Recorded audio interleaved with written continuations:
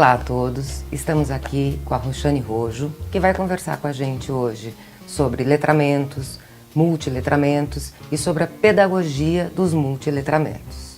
Roxane, é um prazer enorme ter você conosco e eu queria que você nos desse um bom dia, um oi, para a gente começar essa conversa. Bom dia, Cris. Oi.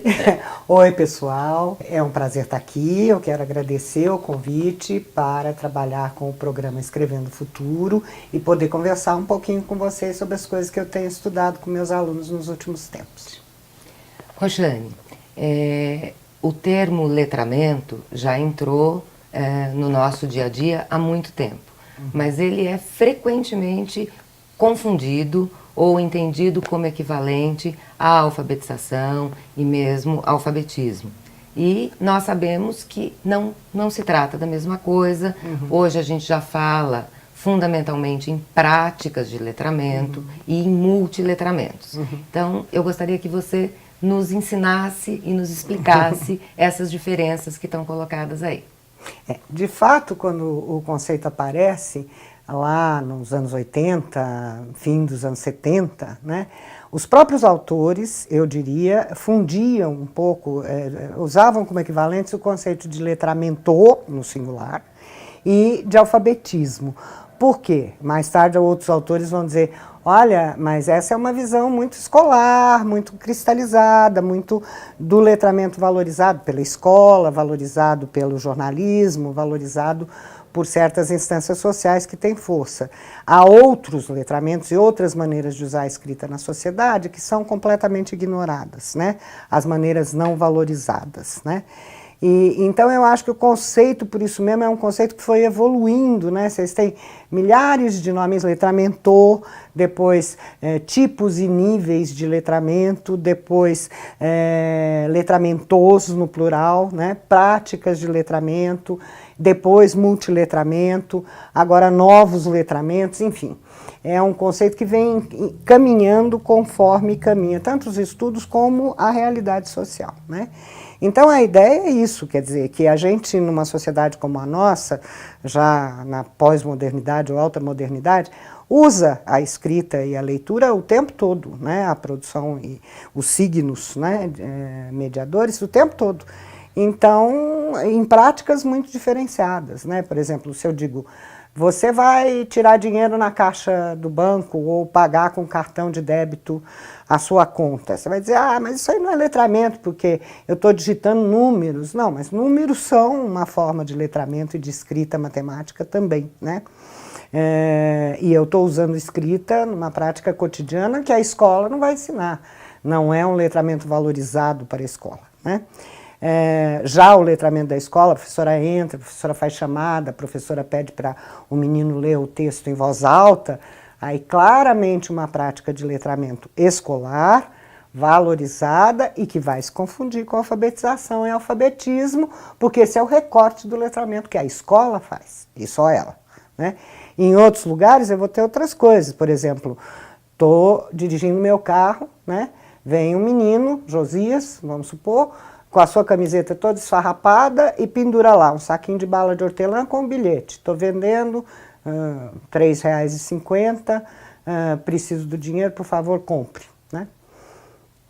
Pouca gente reconhece isso como uma prática de letramento. Primeiro, porque não é valorizada. Segundo, porque a escrita está lá, mas ele poderia ter feito oralmente. Agora, por que a escrita está lá?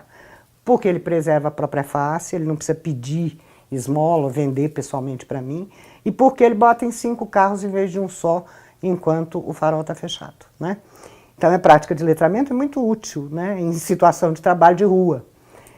Agora, isso não é valorizado pela escola, né? Então a questão da escola é que eu acho que teria que ampliar para práticas de culturas locais mais variadas do que só a prática valorizada. E parar de confundir com o alfabetismo.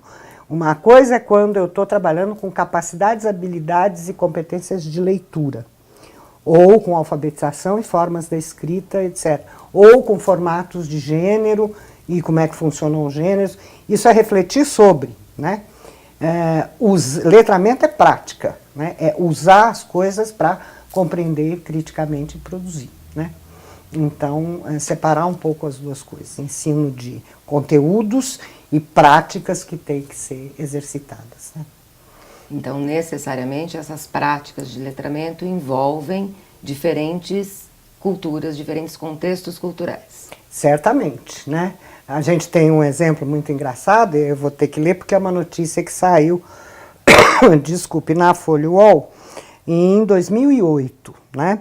Mas veja esse exemplo de letramento em cultura local, né? Letramento não valorizado, que é muito engraçado. Notícia é a seguinte: tocador de atabaque num terreiro de Umbanda de Vila Medeiros, aqui em São Paulo, na zona norte de São Paulo, Renato Dias ficou muito intrigado certa noite com as frases balbuciadas em aparente transe por um guia espiritual.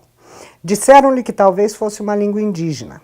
Uma das entidades da Umbanda é o caboclo, que representa o índio brasileiro. Independente de qualquer convicção religiosa, aquela cena acabou se materializando no primeiro CD de rap com letras em tupi que se tem notícia, né? Fiquei interessado, diz o rapper, né, na sonoridade daquelas palavras, e ele então foi procurar um professor da USP, especialista em tupi, né, Guarani, para entender aquelas palavras e fazer rap em tupi. E aí o CD chama Calmoda, que foi lançado então em 2008, né? Aí diz o jornalista, o projeto só foi possível graças à inusitada mistura, né, de práticas de letramento e de não letradas, né, de terreiro de Umbanda, com o rigor acadêmico de um professor da USP. Ou seja, valorizada e não letrada, né, porque aí nas práticas pré-escrita eu não vou ter letramento. Então, quer dizer, a sua pergunta é, o que a escola tem que fazer? É isso, né, que você perguntou. Eu perguntei que essas práticas de letramento que você está mencionando, elas necessariamente implicam contextos culturais diferentes. Contextos culturais muito diferenciados. O que a escola tem que fazer com isso, né? Porque saber disso, eu acho, contemplar as culturas locais da onde vocês estão trabalhando. Esse é um programa que abrange o Brasil inteiro. Não vou me arvorar de conhecer as práticas letradas locais do Brasil inteiro, mas ter abertura para não trabalhar somente com as valorizadas. É evidente que é importante a escola trabalhar com o jornalismo, com a divulgação científica, que são as práticas valorizadas, mas também acolher as práticas do alunado, né? Roxane, você acabou de dar o exemplo do rap, na notícia que você leu. Isso me remete à questão da presença das múltiplas linguagens nos textos que circulam hoje, né? Ou a gente hoje não lê mais só um texto escrito. Queria que você explicasse um pouco, falasse um pouco para a gente sobre a presença dessas múltiplas linguagens nos textos. Sobre a multimodalidade. Exato. Tá. Na verdade, né, essa coisa de que é agora que é assim, né, é uma ilusão, né? Se a gente pensar na própria escrita e nos textos escritos, a escrita tem uma mancha de página, ela tem uma diagramação, ela tem a escolha do tipo de caligrafia, né, ou de serifa, de letra, né, que a tipografia vai. Então ela tem uma série de aspectos, quer dizer, o que eu estou dizendo? Que a escrita é imagem, né, ela não é só linguagem escrita, ela é imagem também. Há muito tempo os textos, seja de jornal, seja de livro didático, de livro em geral, trazem também infográficos, mapas. Pense no mapa. O mapa é lá da Idade Média, não é? E está dentro da escola há muitos anos. Ele é, sobretudo, imagem, né? A escrita é inserida na imagem. Então, primeiro, não é agora. Se a gente for pensar, então, na televisão e no rádio, que também estão aí desde 1920, 30, né? Já viabilizavam vídeos, filmes, cinema, áudio, música, etc.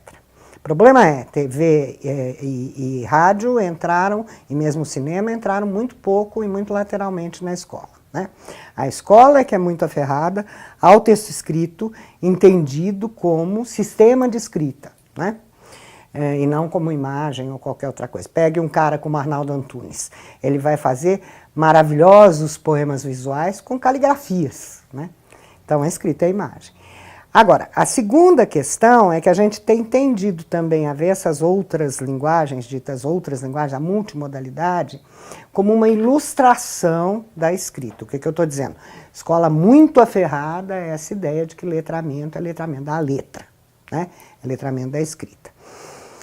As novas tecnologias vieram mudar isso, né, gente? Vamos combinar, porque elas não funcionam, elas funcionam o tempo todo com tudo misturado, tudo junto, né?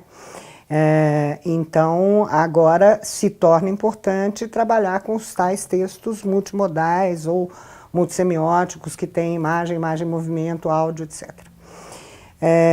Nesse caso, a tendência dos professores tem sido, universitários, não universitários em geral, usar, por exemplo, vídeo ou um rap como uma ilustração, um momento de descanso ou distração ou relax na aula, mas não como um objeto de ensino de leitura escrita, né? E ele é. Ou seja, eu tenho que aprender a ler a imagem, assim, a ler a música, a ler o design, assim como eu aprendo a ler e produzir, sobretudo produzir, né? Textos escritos, né?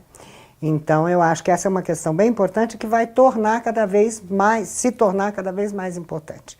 Porque hoje as crianças que estão chegando à escola já têm acesso, boa parte delas, a tecnologias móveis, né? As pesquisas têm mostrado que não se trata nem de questão de classe social, de ter dinheiro ou não. Então, elas já vão chegar usando, chegar usuários, né? Então, a escola vai ter que refletir sobre isso melhor. Rojane, você poderia dar um exemplo para nós disso que você acabou de dizer? Eu acho que um exemplo bem interessante, porque aí o problema também do professor é o problema do material didático que ele tem e das propostas didáticas que ele tem, né? Projetos didáticos, etc. Um exemplo que eu acho bem interessante é pensar as tecnologias para produzir esses materiais. Tem um vídeo na TED Talks, que é um site de palestras, né, de um menino, 19 anos na ocasião, Mike Matas, que eu gosto muito, americano, que inventou uma maneira de fazer livros digitais que não são PDFs enfiados no tablet, né, que são livros digitais interativos, multimodais, né. Acho legal que vocês deem uma olhada nesse vídeo, ele vai estar disponível para vocês e possam avaliar o quão diferente é essa leitura, porque pelo meio do texto o livro permite que ele abra um mapa digital interativo e possa navegar pelas regiões dos Estados Unidos, por exemplo, onde tem, por exemplo, energia eólica ou energia solar, e ver qual é o tamanho do parque. Quer dizer, eu tenho que saber interagir com a imagem, ler mapa, ler legenda de mapa, para relacionar com o texto que não está só escrito no livro, está sendo, por exemplo, falado pelo Al Gore numa videoaula que está dentro do livro. Então aí é um material que já não separa mais escrita de vídeo, de fala, de áudio, de diagrama e de animação, né? Essa é a mudança, eu acho, que é para onde aponta, né, a sociedade atual, né? Que é o que ocorre na internet, né?